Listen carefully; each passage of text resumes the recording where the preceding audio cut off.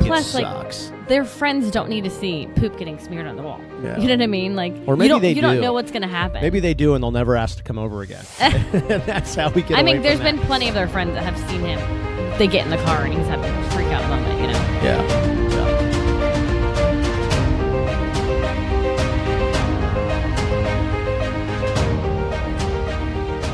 Well, it hadn't happened in a few days, but last night it happened again. Tears from Melissa. Oh, stop it. They were back, man. It's been a minute. They were back. I cry a lot. No. Anyways, I was telling you I'm not the mom I used to be. I used to be like a Pinterest mom. I used to have more energy. And in the last year, a lot of my focus has gone to Cal and his therapies and stuff. And you kind of taken over the other kids. Not saying I'm not involved, but you've definitely stepped in and helped a lot, and you know what I mean? Well, I don't know how to explain that very well. No, it's good. I mean, we talk a lot about how, their experiences can't suffer because of, the autism thing, and they still need to have, what the best crack at things that they want to do. And there are a lot of times they can't do things that they want to do. But, there's a lot of times we can't do things we want to do. And, there's even times that Cal can't do things that he really wants to do or thinks he can do. So it's this is a thing that just has like widespread, unpredictable effects that change all the time. Well, we try to have like a well-balanced life. Like me and you like to go out and have a lot of fun. And the kids need to have a break too. Like they need to get out with their friends and have fun. Now, lately, everyone's going in all different directions. I was talking about that the other day.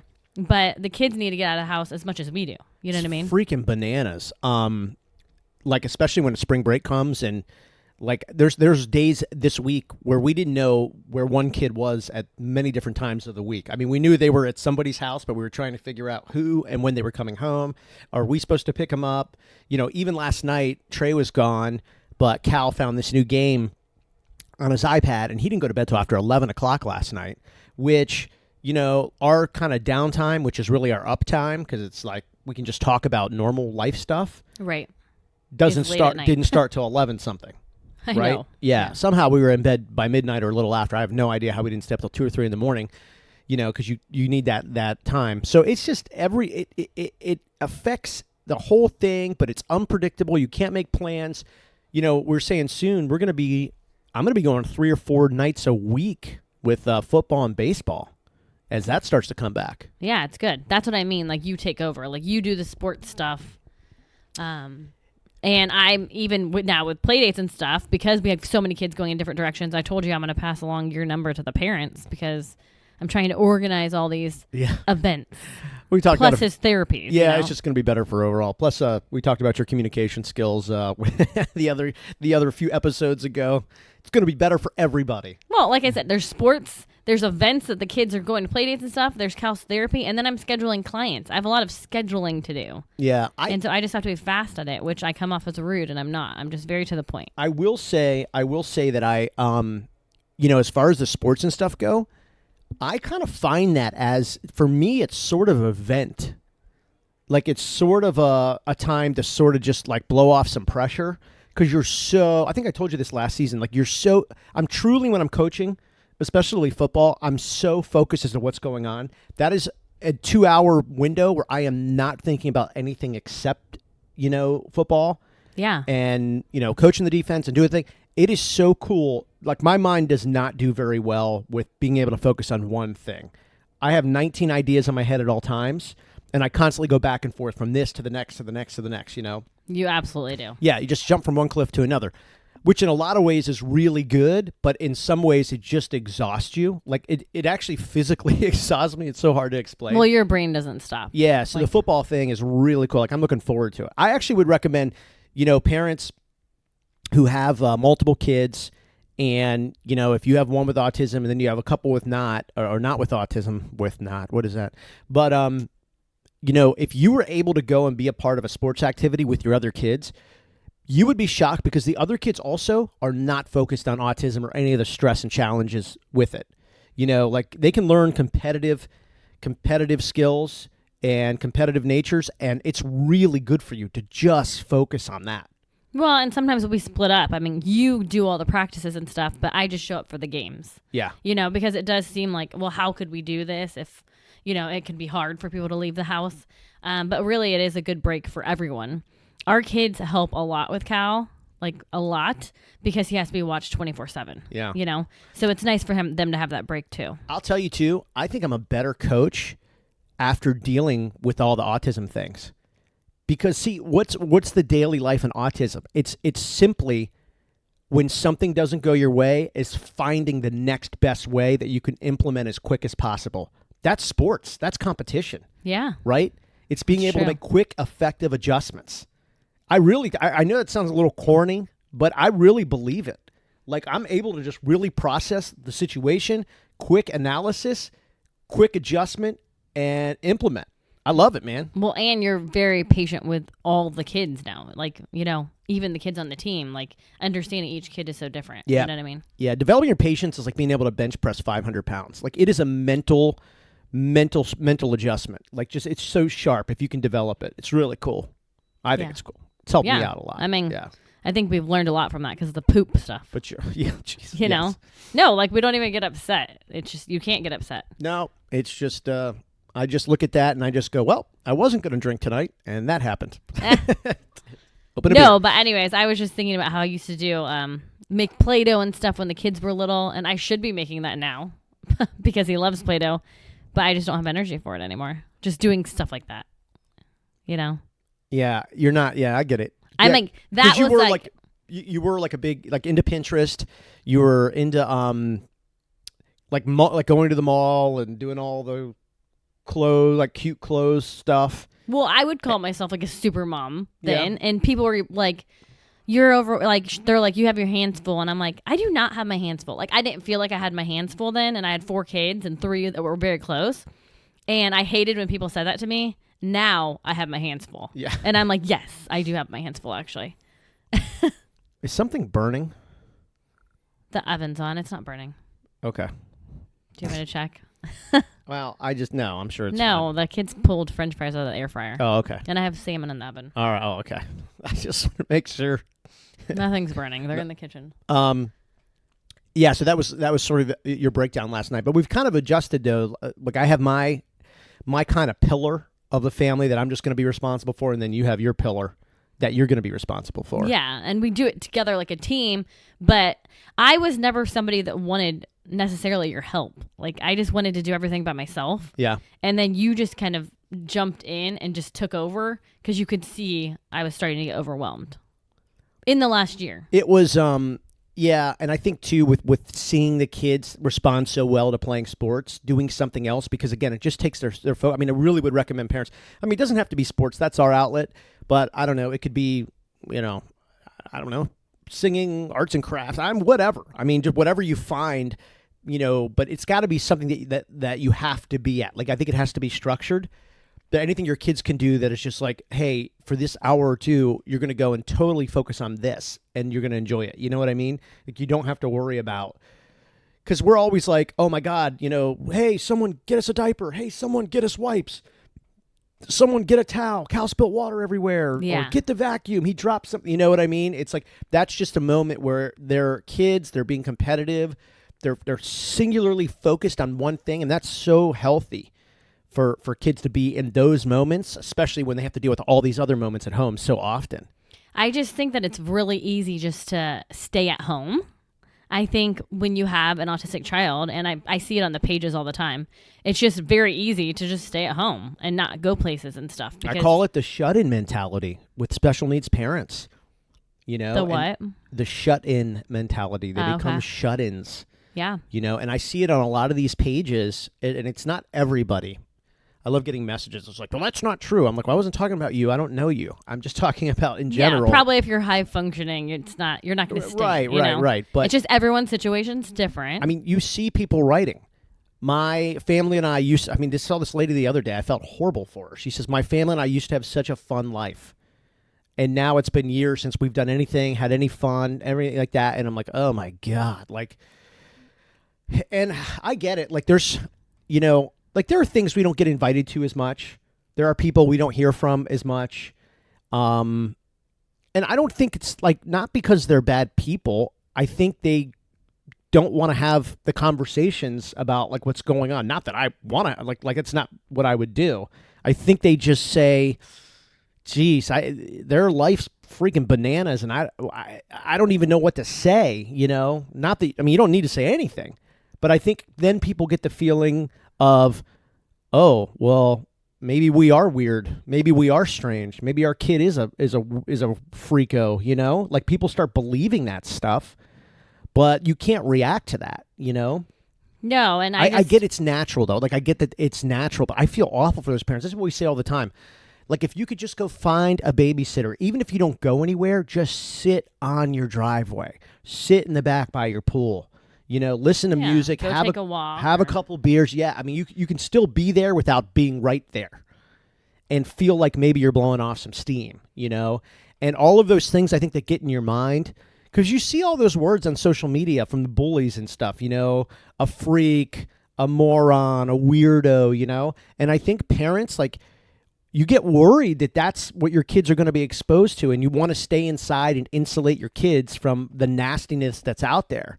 But in reality, you also have to keep yourself healthy, and healthy isn't just like physically, it's like socially healthy, like having fun, you know? And if you have friends that don't want to hang out with you as much, go find some new friends, you know? And or if you have people that don't reach out to you because you think they're kind of walking on eggshells about what you're going through, well, then go find other people to hang out with, you know? And we don't really talk about it unless people ask, you know? Yeah, like, it's not like we're going out and talking about it. It's not like I run into somebody, they're like, how are you doing? And I'm like, oh, well, sit down. Let me tell you about autism. Like, I'm not, right, it's not like that. Like, I mean, you know, and it's, I tell people all the time, you know, when you have autistic kids, you don't just all of a sudden want to stop going to beach bars, stop watching sports, stop loving beer, stop wanting to go out on the boats, stop going to go to the beaches. Like, the world, parts of the world may think that's, you can't do that anymore, and you have to become a shut-in and live in the padded room society, but it's just not true. It's not true.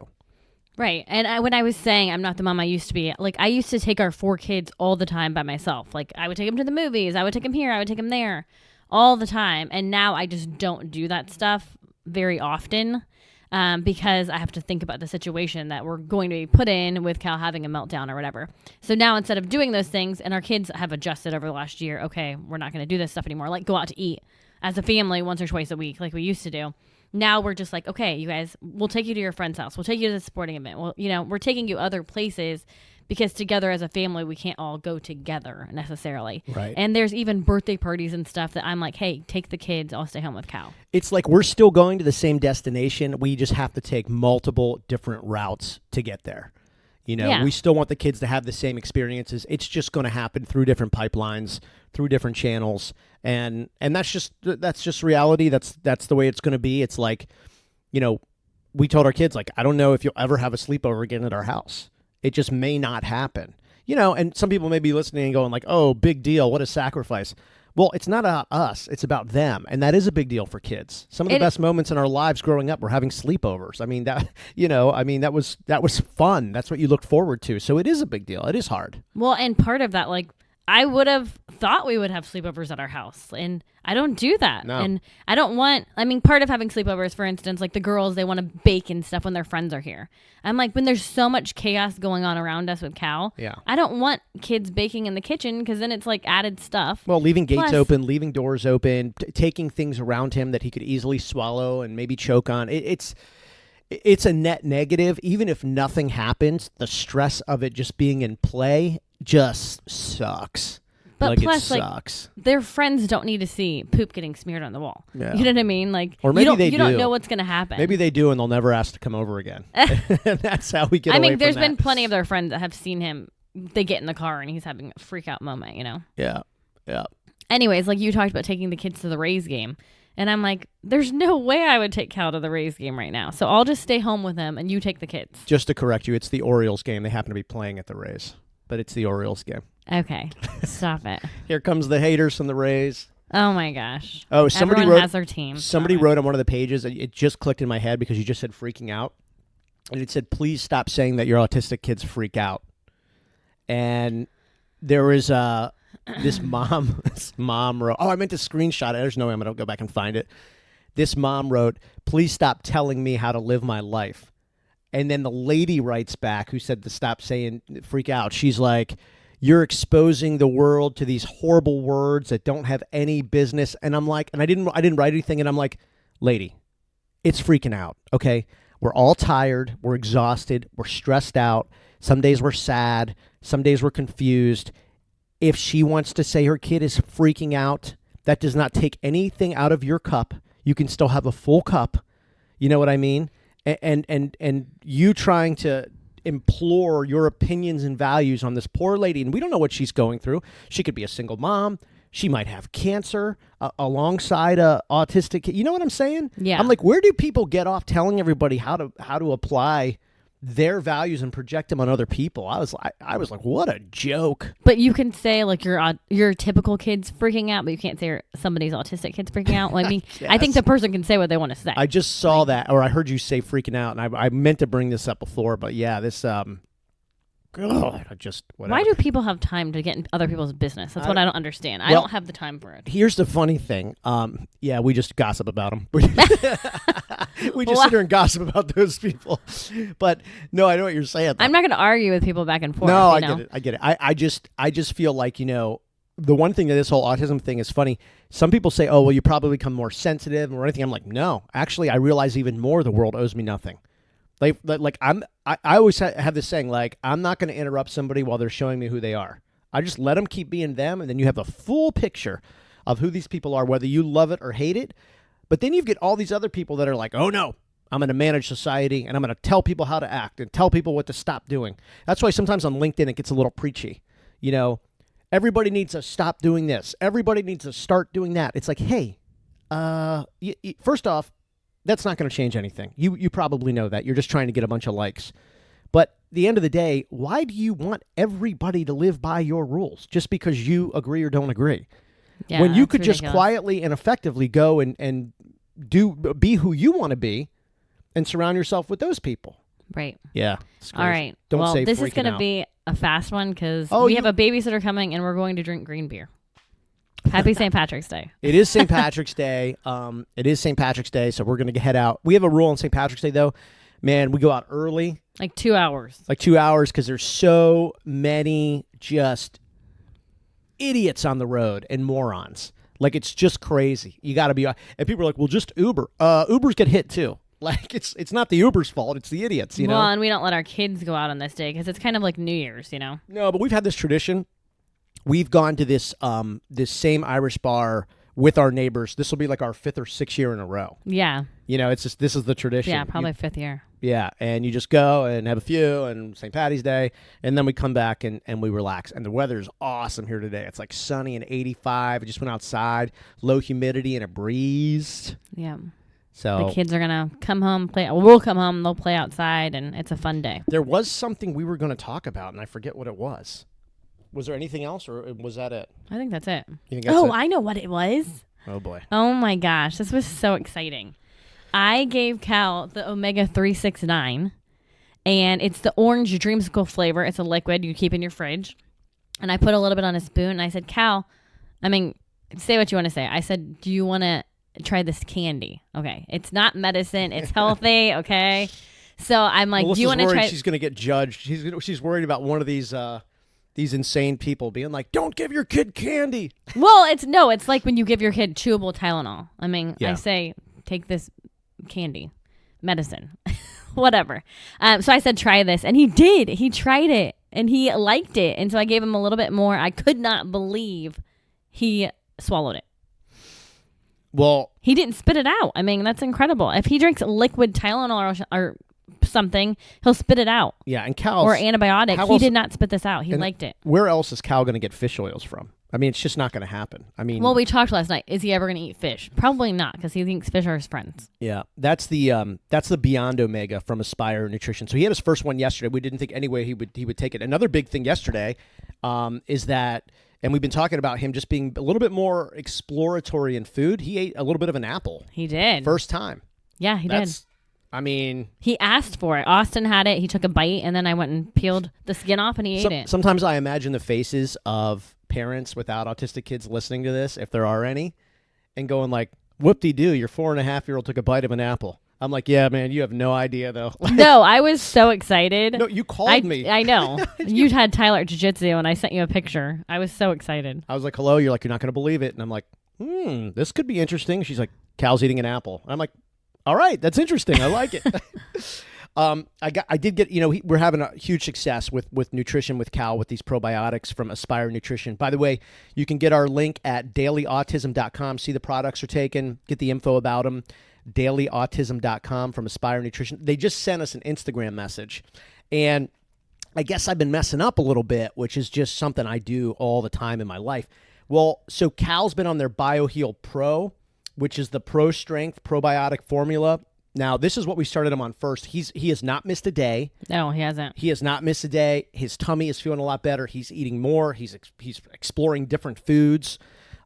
He all around is just having a little bit more clarity. And his doctors were like, you've got to find some probiotic care because he's having all kind of tummy problems. But I've been saying, because of the Aspire, it's the 12 premium grade probiotics. And I just love this 13 billion colony forming units. I'm like, anything 13 billion is cool. Well, they sent me a DM today and they're like, yo, dude, you got the Pro. It's actually the 26 billion. And I'm like, oh, sorry. Nah. So it's even better than what I was saying. Right. 26 billion, that's B. That's billion with a B. But that's the BioHeal Pro that he's been on. And all the kids are on the multi.